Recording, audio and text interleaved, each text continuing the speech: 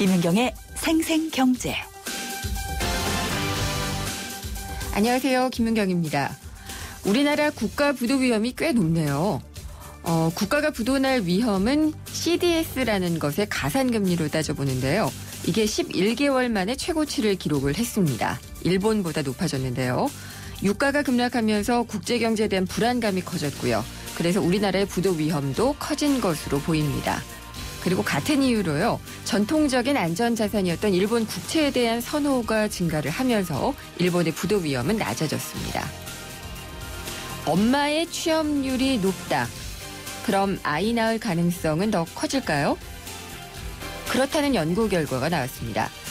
엄마의 취업률이 높을수록 둘째 출산에 대해서는 긍정적으로 생각할 확률이 높다고 합니다. 셋째에 대해서까지는 연관성이 없었지만은요. 이 연구 결과로 보면은 재취업이나 또 유연근무제 이런 근로환경 개선이 저출산을 개선하는 데도 도움이 된다 이런 얘기니까 기업들도 정부도 귀 기울여 볼 필요가 있겠습니다. 대학 등록금 매우 높죠. 그런데 그렇게 비싼 돈 내고 들어간 대학에 대한 만족도는 낮은 편입니다. 한국교육개발원에 따르면 대학생들의 전공, 교양 수업 만족도는 2011년부터 계속 떨어졌습니다. 그러니까 수업에 대한 흥미도 떨어져서요. 한 주에 5번 정도는 학생들이 지각하는 것으로 나타났습니다. 김윤경이 뽑은 오늘의 생생 키워드, 높답니다. 생생경제가 준비한 오늘의 경제 이슈입니다. 자영업 공화국. 남의 나라 얘기 아니라 우리나라 얘기입니다. 2015년 현재 자영업자의 수가 600만 명에 육박하고 있는데요. 매년 이 생계형 창업이 늘어나면서 수입을 보면은 근로소득보다 훨씬 밑돌고 있고요. 폐업은 매년 평균 80만 건에 이르고 있습니다. 이 불안한 마음 때문에 조금 안정적으로 보이는 프랜차이즈 업체를 선택하기도 하지만은요, 손해를 더 보는 경우도 있다고 하네요. 잠시 후 2부에서 제대로 된 프랜차이즈 업을 찾는 방법을 소개를 해드리도록 하겠습니다. 그리고 기업형 민간 임대주택 1호가 들어선다고 합니다. 인천 도화지구에 1960여 가구가 들어설 예정이라고 정부가 발표를 했는데요. 예상되는 임대료, 면적에 따라서 보증금 5천만 원에서 9천만 원 정도, 그리고 월 한 40만 원에서 60만 원 초중반으로 책정될 거라고 하는데 이게 높은 편이죠. 3부에서는 이 인천 도화지구의 현장 분위기 알아보고요. 전문가 연결해서 기업형 임대주택 성공을 위해서는 어떻게 가야 되는지 짚어보도록 하겠습니다. 김윤경의 생생경제 1부 시작합니다.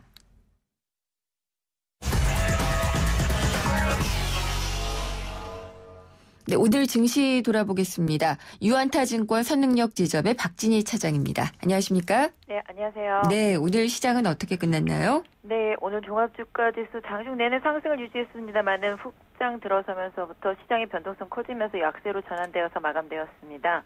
종합주가지수 1920.82포인트, 마이너스 0.41포인트에 마감을 했고요. 코스닥 시장 오늘 좀 하락폭이 큰데요. 578.42포인트, 마이너스 5.92포인트에 마감을 했습니다.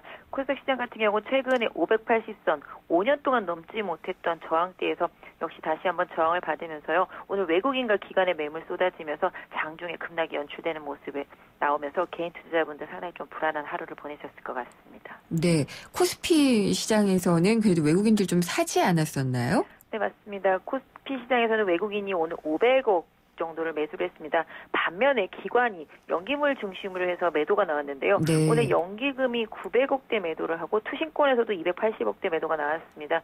그러다 보니까 종목별로 좀 등락이 많이 엇갈리는 모습이었는데요. 특히 거래소 시장을 딱 놓고 본다라면은 무엇이 오르고 무엇이 빠졌나 딱 두 가지로 나뉩니다. 네. 기본적으로 오른 종목은 유럽의 양적 완화 기대감을 반영을 하면서 유가 하락으로 인해서 그동안 피해를 봤었던 건설, 정유, 화학, 조선 섹터 이런 쪽에서 강한 급등세가 나와주었고요. 네. 그 외에 반대로 하락 쪽에서 본다라면 시가총액 상위 종목군에 있는 현대차 오늘 실적을 발표하면서 하락으로 마감을 했고요. 삼성전자도 오늘 좀 강한 하락이 나타났습니다. 또한 하이닉스와 LG 디스플레이 등 최근에 시장에서 선전을 해주었던 주도 종목군들이 대체로 하락을 하면서 지수 하락을 선도하는 모습이었습니다. 네, 현대차는 뭐 잠깐 좀 좋아지는가 했더니 다시 또 이제 실적 쇼크까지는 아니지만은요. 이런 게 좀 악재로 작용을 하는군요.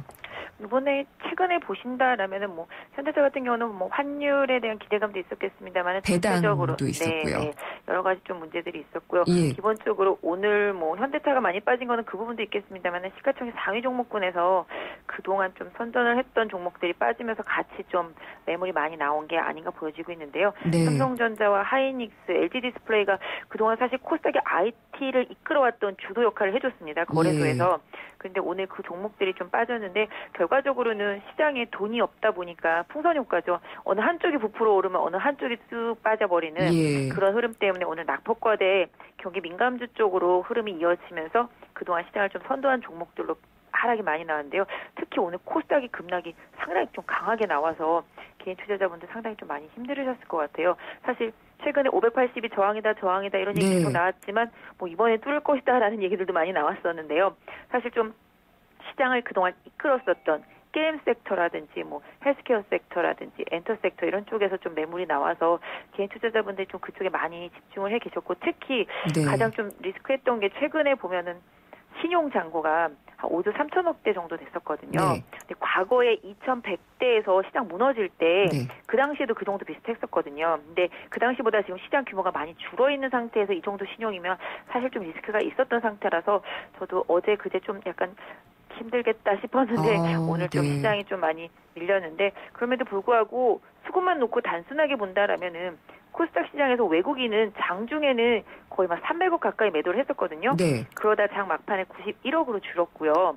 기관이 270억대 매도를 좀 더 늘리면서 기관이 좀 하락을 좀 주도한 그런 모습이라서 이런 부분이 좀 아쉬운데 기본적으로 5년을 넘지 못한 박스를 단숨에 넘을 수는 없으니까 좀 숨고르기가 진행된다라고 봐주시면 좋을 것 같습니다.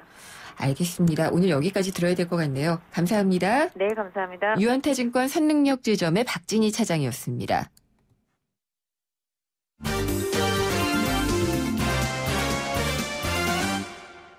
네, 오늘의 경제 뉴스 살펴보겠습니다. 한국일보 이성철 부국장입니다. 안녕하십니까? 안녕하세요. 네. 복지 분야에 대한 오늘 대통령 업무 보고가 있었죠? 네, 그렇습니다. 이제 그 중에서 가장 관심을 끌고 있는 게 이제 그 어린이집에 그렇죠. 대한 이제 보육 지원 문제인데요. 문영표 보건복지부 장관이 오늘 대통령 업무 보고에서 이제 사전 브리핑을 통해 가지고 맞벌이 부부에 대한 이 지원 대책을 강화하거나 또 시간제 보육을 활성화하고 이런 구조적인 문제 개선이 필요하다. 그리고 제도적으로 불필요한 보육시설 이용을 유도하는 단계에 대해서도 재검토가 필요하다 이렇게 얘기를 했습니다. 이게 무슨 얘기냐면요. 지금 현재 아마 0세에서 2세까지 아이들에 대해 해당하는 얘기인데 가정에서 양육을 할 경우에는 월 10만 원에서 20만 원 정도의 가정 보육 지원금이라는 게 나가게 됩니다. 근데 만약에 가정에서 직접 아이를 키우지 않고 보육시설에 맡길 경우에는 적게는 22만 원, 많게는 77만 원까지 지원을 받을 수 있습니다. 그러니까 가정에서 하면은 10만 원, 20만 원밖에 못 받는데 보육시설에 맡기면은 실질적으로 많게는 한 70만 원까지 지원되는 효과가 생기니까 어린이집에 맡기지 않는 게 손해다. 그렇죠. 이런 인식이 이제 퍼지게 된다는 것이죠. 어린이집의 대기자가 엄청나게 늘어나게 됐었고요. 그렇습니다. 그리고 또 이런 수요 때문에 어린이집이 자꾸 생겨나고 이제 그 과정에서 그야말로 좀 자격 없는 어린이집이라든가 또 최근에 이제 그 보육교사들의 일부 문제 같은 게 드러나지 않았습니까? 이런 것들이 이제 뭐 여러 가지 이유가 있겠습니다만은 이런 지원 체계에 따른 이 형평성 부분 그걸로 인해서 어린이집들이 난립하게 되는 이제 그런 문제가 생긴 것으로 하나의 이제 지적을 할 수가 있겠는데 그래서 이제 복지부 관계자 입장에서는 복지부 쪽에서는 0세에서 2세까지는 아무래도 부모님들이 직접 키우는 게 훨씬 바람직하다는 얘기도 있다. 그러니까 보육 서비스가 꼭 필요한 사람들 주로 이제 맞벌이 부부들이 되겠죠. 그런 사람들한테 이 지원이 집중될 수 있도록 이렇게 하는 방안을 검토해 보겠다 이렇게 얘기를 했습니다. 그렇게 되면은 아마 0세에서 2세 아동들의 가정 양육을 좀 유도하려면은 아무래도 가정보육 지원금을 지금보다 더 늘려야 되는 그렇다고 이제 보육시설에 나가는 걸 깎을 수는 없고요 현실적으로 가정에서 이 지원되는 10만 원, 20만 원 가정 지원금이 늘어나야 되는데 그렇게 되면 이제 결국은 또 이 보육료 부담, 국가 재정 부담, 그렇게 되면 또 결국은 이것이 하나의 증세 없는 복지, 이 문제하고도 또 연결될 수밖에 없어가지고, 이게 또 하나의 어떤 큰 또 논란, 재정 문제와 관련된 논란으로 이어질 가능성이 있어 보입니다. 네, 근데 저는 이게 뭐 0세부터 2세까지의 부모가 직접 키우면 좋다 이 말씀은 안 하셔도 될 말씀이었던 것 같아요, 오늘 장관님. 사실 그렇잖아요. 예, 뭐 장관이 직접 얘기한 건 아니고 이제 복지부 쪽에서 이제 그렇게 얘기를 하는데, 네. 뭐 사실은 좋죠. 끝까지 그렇죠. 다 키우면 좋죠. 네, 누구나 다 예. 직접 키우고 싶어하지 누구 맡기고 싶은 부모가 어디 있겠습니까? 예, 뭐 아빠도 그렇고 엄마도 그렇고 다 그렇죠. 키우고 싶지만 또 자기가 활동도 해야 되고 그렇습니다. 경제력도 생겨야 되니까 그런 건데. 그리고 전업주부라고 해서 뭐 24시간 그렇죠. 아이한테만 매달릴 수도 없는 것이고요. 물론입니다. 그래서 이제 전업주부들이 상대적인 박탈감을 느낄 수 있는 지원책도 절대로 안 된다고 생각을 하거든요. 맞습니다. 그러니까 이게 그러니까 사실은 이게 과연 정답이 뭐냐. 예. 궁극에 뭐 예를 들어 정부가 돈이 많고 재정이 풍부하면 사실 누구한테나 다 많이 주는 게 제일 좋겠는데, 근데 결국은 재원이 제한된 상태에서 이거를 쪼개서 쓰다 보니까 네. 항상 이렇게도 불만 저렇게도 불만이 나왔는데, 어쨌든 어떤 형태로든 조금 손질은 가해지지 않을까 싶습니다. 네. 민간에 많이 자문을 얻으시면은 답이 나올 것 같아요. 안에서만 책상에서만 하시면은 답 안 나오고요. 네. 예. 이게 제 목소리는 높이는 이유는 뭐 당연히 있죠. 네. 저도 이제 워킹맘이기 때문인데, 그렇죠. 이 문제는 정말 국가가 현실적으로 나서줘야지 될 문제라고 생각을 해요. 네. 파워블로거들, 뭐, 예전에도, 뭐, 이렇게 뭐라고 해야지 되나요? 이제 이 돈벌이에 나서면서 많은 문제들이 좀 생겼었잖아요. 알고 봤더니 광고더라. 뭐 이런 거죠. 그렇죠. 근데 이게 여전히 계속되고 있었나 봐요? 네, 그렇습니다. 공정거래위원회가 이 블로그 운영자들한테 상품하고 서비스에 대한 글을 써달라. 네. 이렇게 얘기를 하면서 이제 돈을 주고. 이거 사실 이렇게 되면 광고 아니겠습니까? 그렇죠. 광고인데 광고란 표시도 없이 마치 파워블로거들이 직접 아무런 대가 없이 본인의 직접 경험을 쓴 것처럼 하고, 소비자들은 그걸 믿고 그 제품을 구매하고. 네. 하지만 알고 봤더니 이게 그 업체가 돈을 주고 쓴 글이더라. 항상 논란이 됐었는데, 이렇게 한 업체들 20개 정도가 이번에 적발이 됐습니다. 그리고 이 중에서 소니 코리아, 보령제약, 에바항공 이 세 군데는 과징금도 부과가 됐는데요. 이들 이제 20개의 업체들인데, 총 이번에 문제가 된 데가 온라인 광고를 위해서 이제 광고 대행사하고 계약을 맺고, 광고 대행사는 영향력 있는 블로거들, 우리가 파워블로거라고 하는 거죠. 파워블로거를 섭외해가지고 해당 업체 상품이나 서비스에 대한 소개글, 추천의 글을 그 블로그에 써달라, 이렇게 한 겁니다. 사실은 블로거가 글을 쓸 수는 있습니다. 근데 다만 이렇게 대가를 받고 돈을 받고 글을 쓸 경우에는 그 대가를 받았다는 사실을 반드시 글에 표시를 해줘야 됩니다. 그게 도의적으로도 맞고 법적으로도 맞는 건데, 그렇게 안 한 겁니다. 마치 본인의 경험인 것처럼, 본인의 의견인 것처럼 글을 써가지고 소비자를 현혹했다는 것이죠. 그래서 근데 이번에 적발될 20개 업체들이 주로 보니까 가구회사, 화장품회사, 온라인 쇼핑몰, 또 병원들도 있네요. 성형외과, 치과. 그러니까 블로그를 믿을 수가 없어요. 이렇게 되니까. 그렇습니다. 이건 사실은 서로 공멸하는 거거든요. 그렇죠. 예. 그러니까 파워블로거는 파워블로거로 남아 계셔야 되는데, 자꾸 이걸 이제 돈벌이랑 연결을 시키니까 간혹가다 이렇게 문제가 되는 것 같습니다. 한 건당 얼마 받는다고 그래요? 적게는 3만 원, 많게는 15만 원 정도인데, 글쎄 뭐 이 금액이 많다 적다를 얘기하기를 떠나서, 이렇게 되면은 정말로 진짜 자기의 경험과 의견을 냉정하게 쓰시는 블로거분들도 많거든요. 선의의 피해자가 되는 거죠. 그렇죠. 이렇게 되면은 블로그 자체에 대한 신뢰성 전체를 떨어뜨리는 그런 문제점을 이야기할 수도 있는 것이죠. 네. 에바항공이라는 데는 처음 들어봤는데 이게 항공권 파는 곳인가요? 아니, 이게 에바항공이 대만 항공사 아닌가요? 저는 그렇게 알고 있는데. 그렇군요. 대만 국제항공사로 알고 있는데. 또 다시 찾아봐야 되겠습니다. 우리나라에서 또 그런 식으로 영업을 하고 있었군요. 네. 그리고 이제 파워블로거들 문제는 계속되는 것 같고요. 금리 인하와 관련해서 뭐 상당히 좀 우리가 알지 못하는 시장이라는 주체를 들어서 뭐 시장에서는 내려야 한다고 생각한다, 이런 얘기들 상당히 좀 많이 해 왔잖아요. 이주열 한국은행 총재가 불편한 심기를 좀 내비쳤나 보네요. 예, 오늘 외신 기자 초청 간담회가 있었는데요. 역시 또 이제 금리 인하 문제에 대한 대한 질문이 있었고 네. 이거에 대해서 이주열 부총재가 상당히 부정적인 얘기를 했습니다. 지금 3.4%의 경제 성장률 전망치가 외견상으로는 굉장히 낮은 것처럼 보일 수도 있지만 이것은 이례적인 요인에 의한 것일 뿐 한국 경제 자체를 한국은행이 비관적으로 보는 건 아니다. 이렇게 네. 얘기를 했고요. 그리고 올해 분기별 성장률이 한 1% 정도는 될 것 같은데 이건 작년에 비하면 회복세가 분명히 나아지는 거다. 이렇게 얘기를 했습니다. 그리고 금리 인하 문제에 대해서는 효과를 좀 지켜볼 필요가 있다. 특히 이 작년 10월 이후에 가계부채 증가세가 높아지고 있어가지고 금융 안정에 지금 리스크 요인이 생기고 있는데 이 부분을 좀 집중적으로 봐야겠다라고 얘기를 했는데 경기 부양에 대한 효과는 지켜봐야 된다. 가계부채 증가세를 우려스럽게 보고 있다. 이건 결국 추가적인 금리 인하에 대해서는 좀 난색을 표한 것이다. 이렇게 네. 해석을 해도 무방할 것 같습니다. 근데 항상 난색은 표하시지만 결정하실 때는 또 달리 하시더라고요. 맞죠? 네, 그런 측면이 있죠. 근데 예. 지금은 모르겠습니다. 이제 오늘 저녁에 아마 그 유럽중앙은행 ECB가 네. 이제 대규모 양적 완화 발표를 할 가능성이 굉장히 높은데 굉장히 높죠. 예. 미국이 조기 금리 인상을 하지 않는다면은 추가적인 금리 인하 가능성도 한 번 정도는 열려 있는 것이 아닐까 생각이 됩니다. 네. 제가 좀 여러 가지 좀 신기가 불편한지 오늘 좀 까칠하게 질문을 드린 것 같네요. 네. 예, 오늘 말씀 잘 들었습니다. 감사합니다. 네. 예, 한국일보의 이성철 부국장이었습니다. 아름다움은 DNA로 결정된다. 꼭 그런 건 아니죠. 어떤 피부 DNA를 타고났든 피테라 에센스로 피부 표면 고민 극복할 수 있으니까.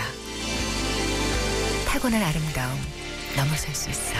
피부의 운명을 바꾸세요. SK2 피테라 에센스. 생생경제 일부 함께 하셨습니다.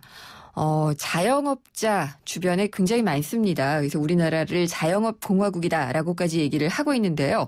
생계형 창업이 많이 늘어나고 있습니다. 그렇지만은 너무 많이 늘어나다 보니까 수입은 근로소득자에게 미치지 못하는 경우가 많고요. 그래서 폐업도 같이 많이 늘어나고 있습니다. 그래서 불안한 마음에 투자 비용은 조금 많이 들어도 안정적으로 보이는 프랜차이즈 택하시는 분들이 많이 있는데요. 이 프랜차이즈가 안정적으로 보일 수도 있지만 오히려 또 이 폐점률이 높을 수도 있기 때문에 많이 주의를 해야 된다고 합니다. 잠시 후 2부에서 제대로 된 프랜차이즈 찾는 법을 소개해 드리도록 하겠습니다. 광고 듣고 돌아옵니다. 요즘 유행하는 유태인 학습법에 하브루타라는 말이 있습니다. 두 사람이 짝을 이뤄 학습하는 옛 유태인 학습 방식인데요. 서로 짝을 지어 대화하고 토론하는 방식으로 어려운 것들을 하나하나 해결해 나가는 거죠. 그렇습니다. 어떠한 어려움도 함께하면 충분히 극복해 나갈 수 있다는 믿음이죠.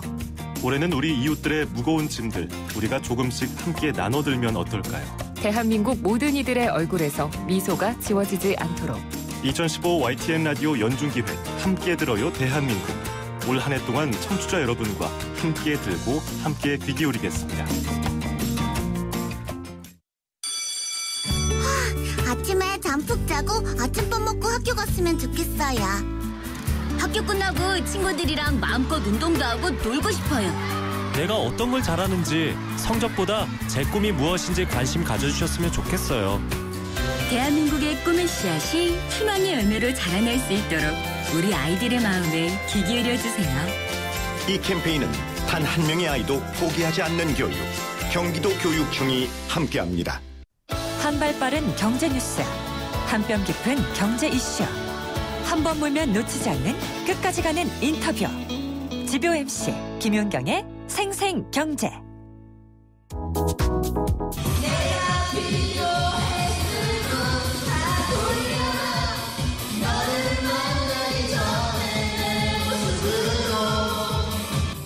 게릴라 경제 현장, 90년대 가요 열풍 일고 있는 노래방에 왔습니다. 네, 그러면 매장 관계자분하고 잠시 얘기 나누겠습니다. 안녕하세요. 네, 안녕하세요. 요새 손님들 많이 찾아오시나요? 네, 많이들 찾아오세요. 어떤 손님들이 주로 오세요? 요즘에는 나이 드신 분뿐만이 아니라 좀 20대 초반 분들도 90년대 노래들 와서 많이들 부르시더라고요. 그러면 매출에도 좀 영향이 미쳤나 궁금하기도 한데요. 어때요? 예전보다는 90년대 노래를 좀 부르시고 싶어서 오시는 분들도 좀 있으신 것 같아요. 네, 그러면 손님들이 어떤 가수 노래를 좀 많이 불러요? 그 방송에 나왔던 뭐 그런 노래들을 많이 부르시는데 제가 듣기로는 김건모 씨 노래 많이 부르시고 김현정 씨 노래들도 많이 부르시고 터보 노래도 많이 부르는 것 같아요. 10대, 20대 손님들도 90년대 노래 많이 부르나요? 부모님이랑 같이 온 10대가 있었는데 90년대 노래를 이렇게 되게 열심히 부르더라고요. 태어나기도 전에 나왔던 노래인 것 같은데 어떻게 아는지 몇 시간 동안 계속 부르더라고요. 깜짝 놀랐어요. 그래서. 네, 그러면 노래방에 방문한 손님하고 잠시 얘기 나누겠습니다. 안녕하세요. 안녕하세요. 네, 죄송하지만 나이가 어떻게 되시나요? 올해 23살입니다. 들어보니까 90년대 노래를 부르시던데 어떻게 이런 노래 알고 부르셨어요?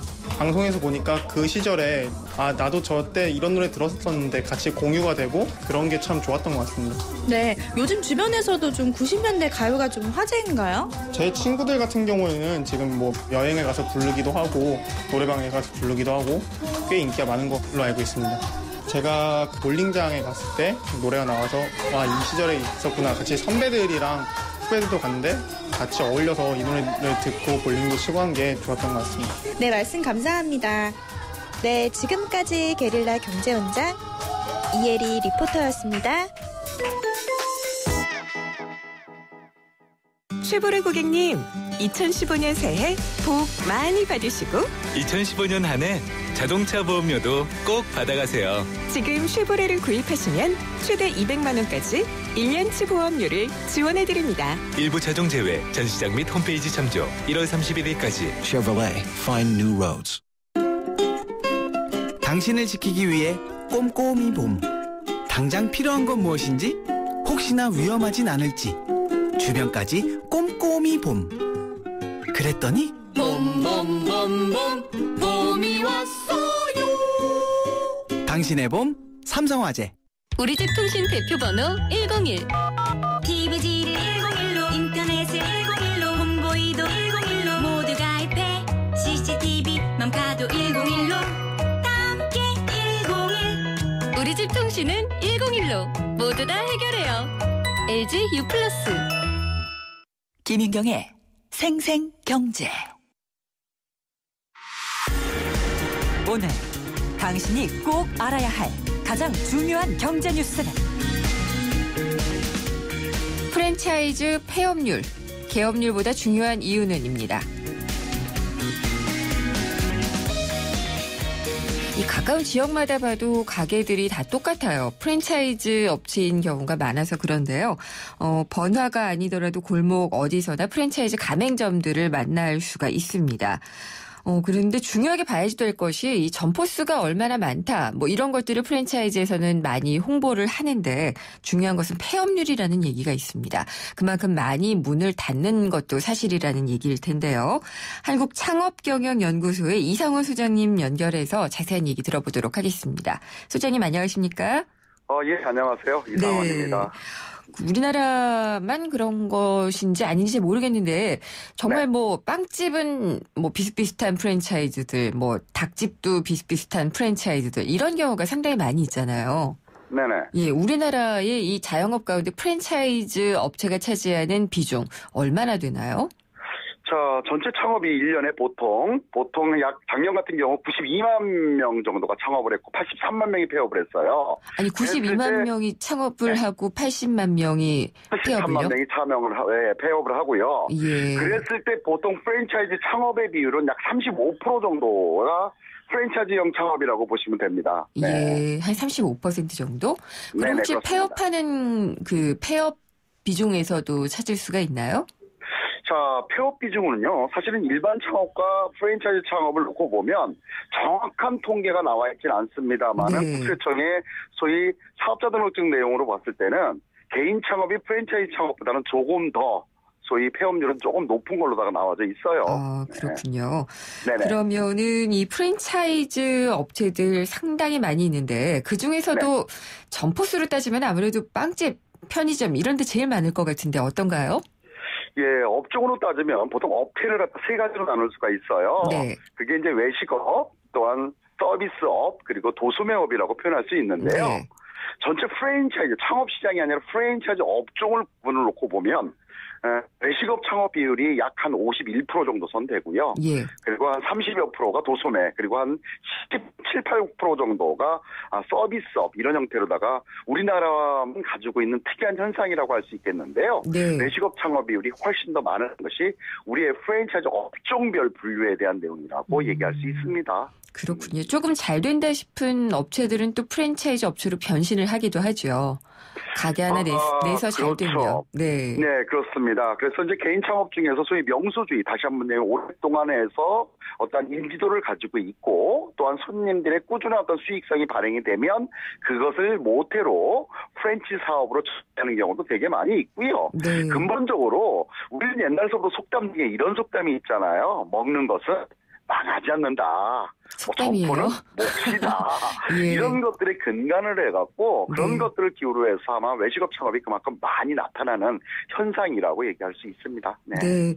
그리고 이제 취업이 어렵다 보니까 이제 회사를 나오신 분들이라든지 또 이 취업의 문턱이 너무 높기 때문에 아예 청년들도 창업적으로 눈을 돌리는 경우가 많이 있어요. 그러다 보니까 프랜차이즈 점포도 많아지는 게 아닐까요?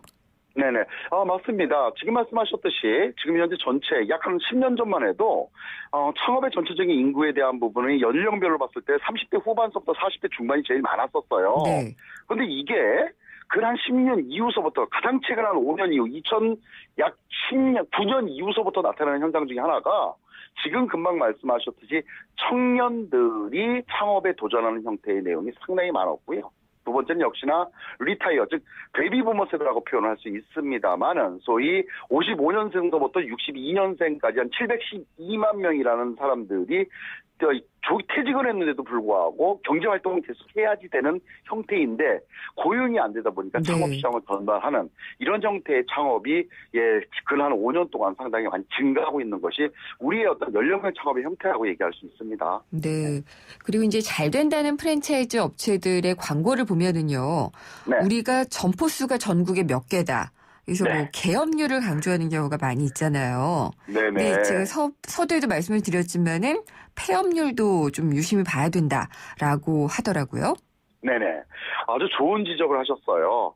지금 우리나라에는요, 프랜차이즈 가맹점이 브랜드 숫자로 한 4,200개 정도의 브랜드, 본사 숫자로 한 2,100개 정도의 본사를 가지고 있어요. 예. 그러다 보니까 엄청난 브랜드, 즉 우리보다 경제 규모가 한 4배 정도, 아니 10배 정도 큰 일본만 해도 한 2,800개의 브랜드밖에 없습니다. 자, 어쨌든 간에 그렇게 많은 브랜드들이 있는데 그 브랜드들이 쓰면서 자기 브랜드가 좋다는 것을 강요하기 위해서 내세우는 첫 번째는 우리는 얼마 됐습니다. 우리는 점포가 몇 개가 있습니다. 라는 형태의 규모에 대한 어떤 어나운싱을 홍보를 가장 많이 하는 부분이거든요. 네. 그런데 역시나 중요한 것은 폐업률 중요합니다. 몇 개를 개설한 것도 중요하지만 몇 개가 안 망했느냐가 훨씬 더 중요한 부분이거든요. 예, 잘 되는 거 그걸 알아볼 수 있으니까요. 예, 그렇습니다. 그런데 그걸 알아볼 수 있는 정부 공식 기관과 내용이 있어요. 예. 따라서 이제 예비 창업자께서는 지금 얘기한 대로 폐업률을 확실히 알아보기 위해서는요. 공정거래위원회에 들어가서 자기가 원하는 브랜드의 정보 공개서를 갖다 클릭을 하면 그 브랜드가 갖고 있는 내용의 폐업률이 다 자세히 나오게 돼 있습니다. 공정거래위원회 홈페이지요? 예, 공정거래위원회 홈페이지에 프랜차이즈 정보 공개서라는欄에 들어가면 거기 제가 A치킨 브랜드를 알고 싶다 그러면 A치킨 브랜드를 클릭을 해서 들어가면 향후 5년 이내에 폐업한 점포의 퍼센티지가 다 나오게 돼 있습니다. 따라서 그렇게 확인을 해서 폐업률이 높은 브랜드는 우수한 브랜드가 아니다. 하고 생각하시고 점검하는 것이 반드시 필요합니다. 폐업률이 어느 정도, 그러니까 업종에 따라서 좀 다르겠지만은요. 폐업률, 폐점률이 10%다. 그러면은 이게 가맹점 몇 곳 중에 10%가 문을 닫는 거다. 이렇게 보면 될까요? 예, 보통 폐업률 10%라고 하는 것은요, 보통 3년 동안에 개업한 지 3년 이내 점포들의 개설 숫자 대비 폐업한 숫자를 퍼센테이지로 나누는 거예요. 예를 들어서 지금 얘기했듯이 폐업률 10%라고 한다면 3년 동안 가맹점이 100개가 생겼다고 했을 때 3년 이내에 10개가 없어졌다고 판단을 하면 되는 어떤 정량 가치의 숫자라고 생각하시면 됩니다. 네. 실제로 그러면은 개점률이 높은 프랜차이즈, 폐업률이 높은 프랜차이즈, 소장님은 아시나요? 예, 그렇습니다. 저는 국내에 있는 브랜드들 중에서 개점률과 폐업률에 대한 부분을 정확히 통계 자료를 가지고 있습니다만 네. 따라서 지금 얘기했듯이 전혀 개점률이 없으면서 폐업률이 제로인 그런 브랜드가 반드시 우수하다고 얘기할 수는 없고요. 네. 적당한 숫자의 개업도 일어나고 있고 그리고 또한 폐업률이 가장 낮은 퍼센테이지의 폐업률을 유지하고 있는 브랜드가 우수한 브랜드라고 얘기할 수 있겠죠. 네. 따라서 개업률과 폐업률은 같이 점검을 하는 소위 정량적인 수치의 잣대라고 생각할 수 있어요.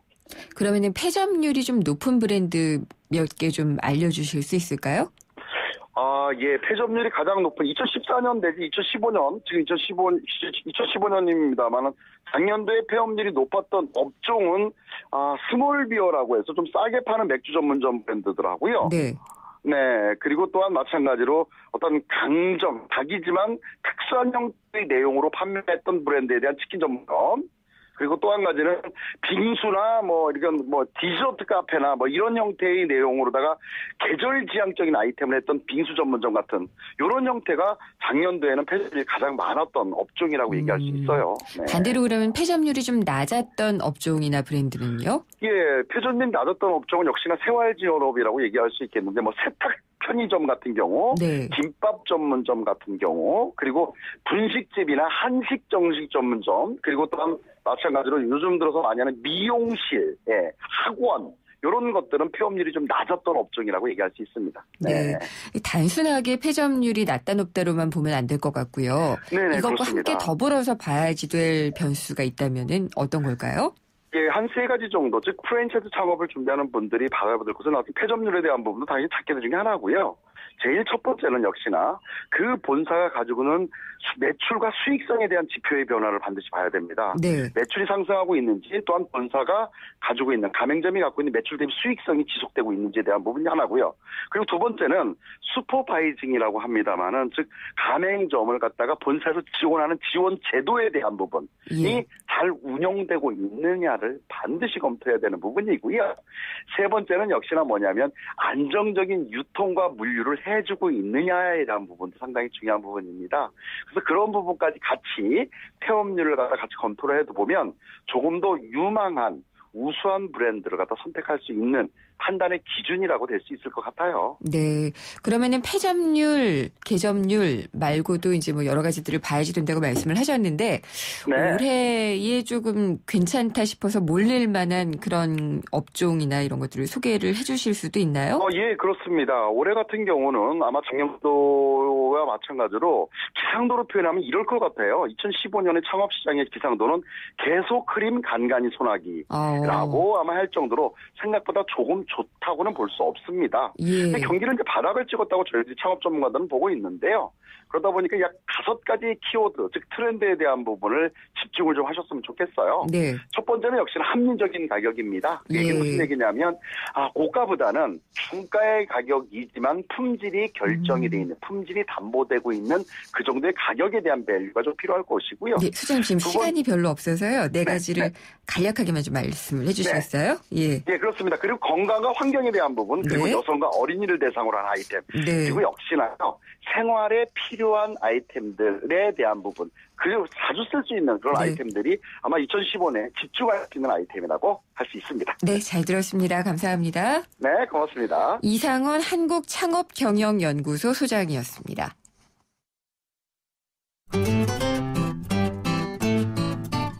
생생경제를 다양하게 만나는 방법.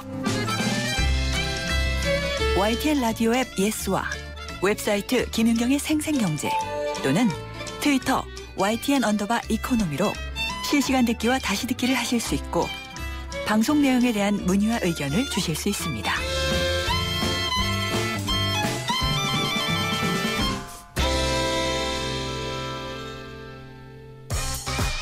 경제의 새로운 트렌드, 빅데이터 경제 지도. 숫자로 보는 신기한 세상 빅데이터 경제입니다. 다음소프트 최재원 이사님 나오셨습니다. 안녕하십니까? 네, 안녕하세요. 오늘은 맛집 분석을 해주신다고요? 네, 요새 많이 유행하죠. 예, 이것도 빅데이터로 분석이 가능하군요. 네. 그러면은 2014년을 본다면은 이 맛집과 관련해서 가장 많은 검색어라고 해야지 될까요? 뭐 주세요? 사실 예. 이제 맛집을 찾기 전에 예. 이 콜라보레이션이라는 걸 먼저 찾아보면 네. 사실 2014년은 음악 쪽으로 콜라보레이션이 많이 많았죠. 있었거든요. 예. 예, 또 잘하는 그런 소유 정기고의 네. 뭐 썸이라든지 이런 열풍이 있었는데 뭐 2015년 시작된 지 얼마 안 됐지만 예. 지금도 사실 이 콜라보레이션을 찾아보면 사실 뭐 정용화라는 그 가수가 네. 콜라보 앨범을 내면서 여전히 큰 비중을 차지하는데 이 음식에도 사실 콜라보레이션이 있거든요. 이거는 그냥 콜라보레이션이라고 쓰고 말하자면은 퓨전 짬뽕 아니에요? 네, 그런데 뭐 우리가 예. 잘 즐겨 먹는 그런 이제 소맥이라든지, 네. 네, 그리고 또 2013년도로 기억하는데 그런 뭐 짜파구리, 윤후, 네, 그리고 뭐 골빈면 네. 이런 것들이 사실 이제 음식에서의 그 콜라보레이션이라고 예. 이제 볼 수 있어요. 네. 그렇게 치면은 뭐 사실 전 폭탄주를 오래전부터 마셔왔기 때문에 즐겨 먹는 예, 콜라보 거죠. 음식을 많이 먹어왔군요. 네. 근데 요즘에는 이런 거 잘 안 마셔요. 폭탄주 이런 거 잘 안 마시고 네. 술도 이렇게 즐기려고 많이들 마시잖아요. 네네. 예. 그래서 요새 술 마시러 간다는 사람보다는 이제 먹으러 간다는 사람이 더 맛있는 많은데, 것. 예. 예. 근데 이제 저희가 이제 행위로만 예. 그러니까 먹는다, 마신다, 요 행위로만 놓고 봤을 때 먹는 행위는 매년 50%씩 그 언급이 높아지고 있었고요. 오, 네. 예. 그리고 이제 마신다라고 비교해 보면, 그러니까 마신다와 먹는다 비교하면 먹는다가 4배 정도가 많아요. 아, 그래요? 네. 예. 그렇군요. 그러면 확실히 먹는 것에 대한 관심이 높아졌다라고 볼 수는 있겠네요. 그러니까 데이터만 놓고 보면 이제 먹는 것에 대한 관심은 분명히 높아졌다라고 이제 확인은 되고 있고요. 그럼 이제 왜 그런지에 대한 이유를 이제 분석을 하는 건데, 네. 저희 회사가 분석했을 때는 이 사람들이 건강에 대한 관심이 높아지면서 생기는 현상이 아닌가 이렇게 분석을 해요. 왜요? 반대로 얘기하면은 이제 건강하지 않다고 생각하는 사람이 많은 거죠. 그래서 뭐 국민건강보험공단에서도 이 빅데이터 센터가 있어서 뭐 네. 질병도 예측하고 국민 건강에 대한 데이터 분석도 잘 하고 있는데 네. 거기서도 이제 건강에 대한 주의가 필요하다고 이제 데이터 분석이 나오거든요. 제 생각하고 좀 다르네요. 저는 맛집 그러면 그냥 즐기려는 문화가 많아졌다고 생각했는데 건강과 이어지는군요. 그러니까 이제 건강해지기 위해서 맛집을 찾는다가 아니라 일단 본인들이 본능적으로 느끼 우리 어르신들 보면 사실 뭐 본인들이 본능적으로 느끼잖아요. 예. 뭔가 내가 좋은 걸 먹어야 된다. 네. 그러니까 이게 그런 거가 좀 내려와인 것 같아요. 그 연령층이. 예. 그렇군요. 네. 저는 약 쪽으로 많이 검색을 해보는데. 그러니까 SNS 상에서 약에 대한 걸 분석하면요. 예. 제약회사분들이 별로 좋아하실 것 같지는 않은데 예, 약에 대한 인식은 계속 지금 안 좋아지고 있어요. 아, 그래요? 저는 그럼 굉장히 편견에서 벗어나 있나 봐요. 그래서 저는 약 검색을 굉장히 많이 하는지 페이스북이나 이런 데 들어가면은 옆에 약 광고가 많이 뜨거든요. 많이 본 게 많이 예. 나올 수밖에 없고 네. 이게 뭐 치료를 목적으로 먹는 약은 어쩔 수 없는 건데 네. 이 기본적으로 약에 대한 그 거부감이나 부작용에 대한 인식들은 계속 높아지고 있어요. 그래요? 근데 이 비타민 같은 것은 뭐 건강 보조식품이라 약은 아닐 텐데 그 약으로 분류되지 않나요? 네, 그래서 이제 비타민을 이제 약으로 보고 거부감을 느끼기보다는 이 네. 비타민을 예전보다는 이제 음식으로 섭취하려는 이제 욕구들이 강해지고 있는 것 같고요. 네. 그러니까 한마디로는 이제 건강을 지키기 위해서 이제 좋은 음식을 섭취해야 된다라는 이제 본능적인 그런 행동들을 하는 것 같고 네. 사실 이 허니버터칩이 인기 있었던 것도 보면 이제 저는 뭐 맛도 중요하지만 네. 이름에서도 중요하다고 보거든요. 어떡해요? 예를 들어서 뭐 슈가버터칩이라고 했었으면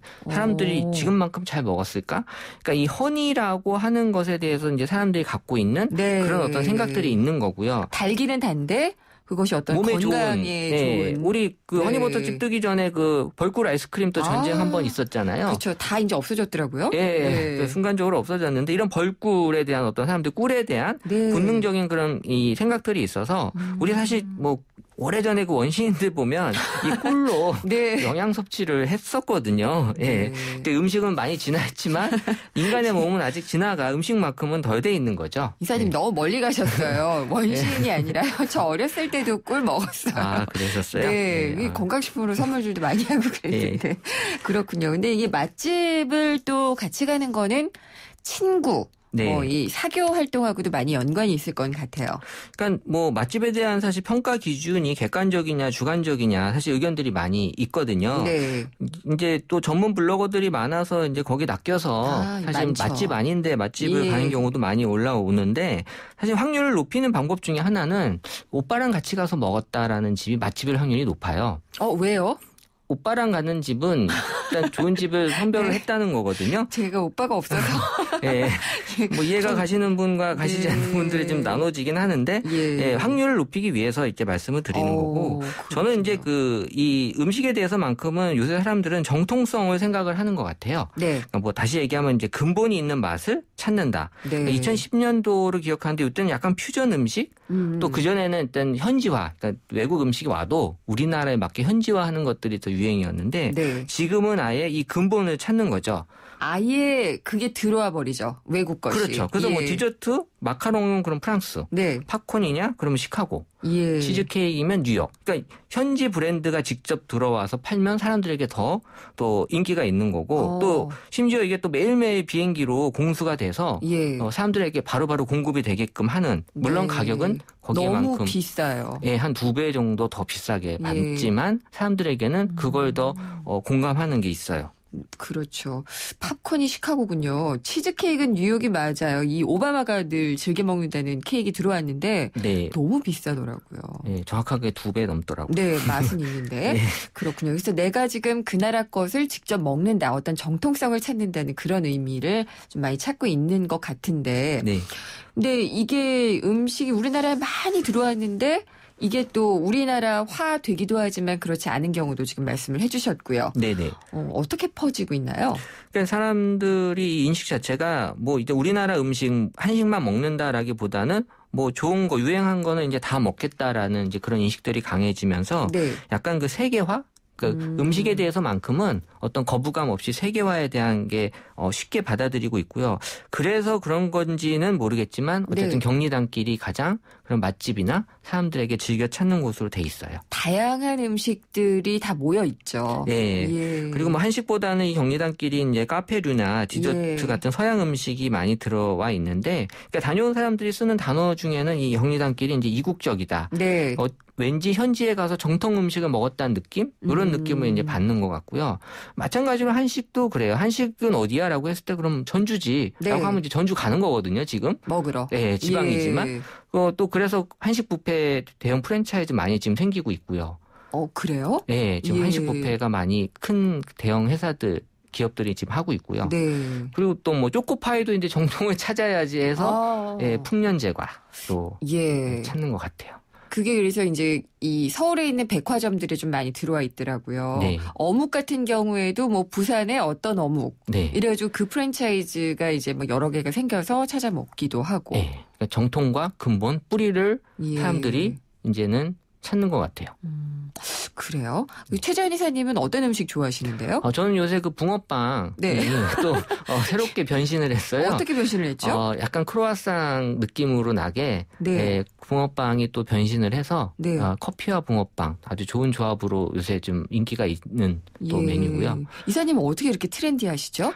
저희 회사가 이제 이태원 근처에 있다 보니까 본의 아니게 이제 트렌디하게 접하게 됐고 또 나름 생각이 있으니까 그런 것들 위주로다가 많이 돌아다니고 보고 있어요. 네. 그렇군요. 그러니까 맛집이라는 것은 어쨌든 건강하고 연결이 돼서 많이 찾고 있고 그다음에 이것도 어떤 현지화도 현지화지만은 우리나라에서 세계를 경험한다는 느낌으로들 많이 찾고 있나요? 네, 이게 제가 봤을 땐 이 다이어트하고 좀 연관이 있는데요.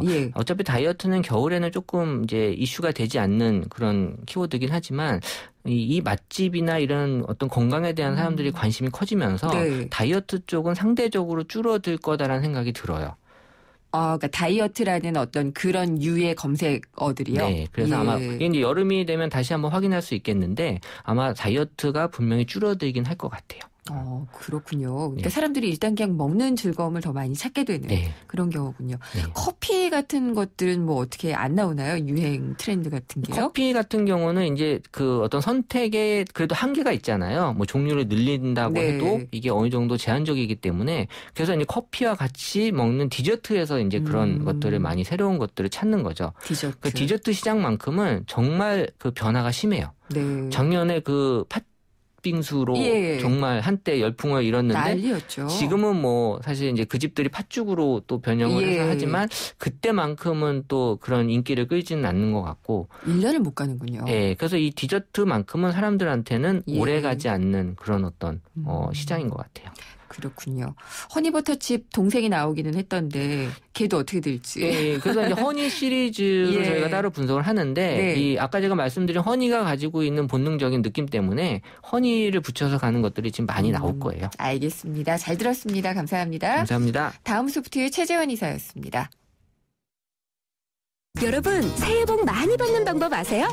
바로 온가족 무료! 가족끼리 포인트를 공유하면 최신 폰 최대 60만 포인트 할인!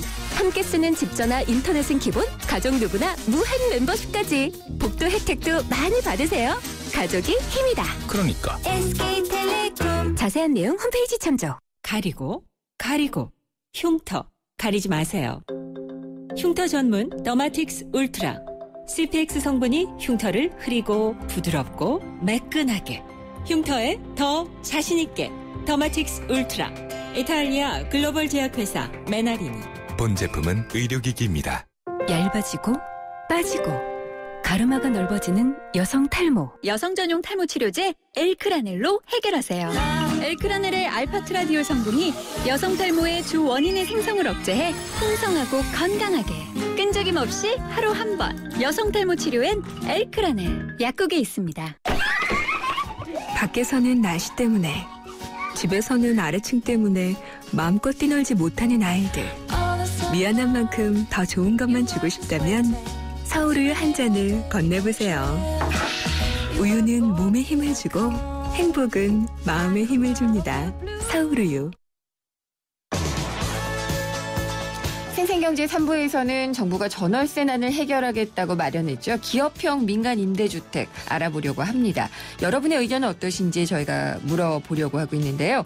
문자 샵의 0945 우물정의 0945번으로 여러분의 민간 임대주택에 대한 의견을 주시면은 저희가 들어보도록 하겠습니다. 4시 뉴스 듣고 3부에서 뵙겠습니다.